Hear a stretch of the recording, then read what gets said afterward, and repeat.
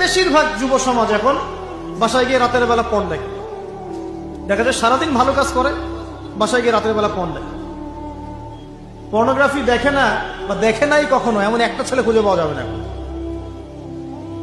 আর যখন আপনি এগুলোতে অভ্যস্ত হয়ে যাবেন তখন শরীর খারাপ হয়ে যাবে, মন ভালো থাকবে না,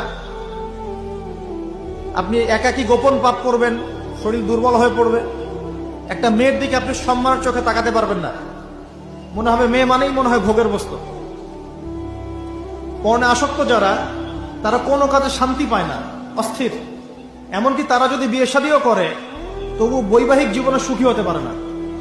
কেন জানেন? নিজের শক্তি ক্ষমতাগুলো আগেই নষ্ট করে ফেলেছে।